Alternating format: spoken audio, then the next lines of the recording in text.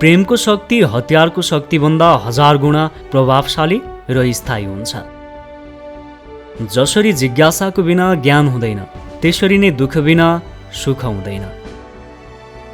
यदि मनुष्यले सिक्न चाहने हो भने उसको हरेक गल्तीले उसलाई केही न केही सिकाउन सक्छ। आफ्नो ज्ञानप्रति जरुरतभन्दा धेरै विश्वास गर्नु पनि मूर्खता हो, किनकि सबभन्दा बलियो कमजोर हुन सक्छ र सबभन्दा बुद्धिमानले पनि गल्ती गर्न सक्छ। जब तपाईको भेट तपाईको कुनै विरोधीसँग हुन्छ, तब उसलाई प्रेमले जित्नुहोस्। जब कसैले सफलताको सपना मात्र देखिरहेको हुन्छन्, तब अरू व्यक्ति उठेर कडा सफलताको लागि मेहनत गर्ने गर्छन्।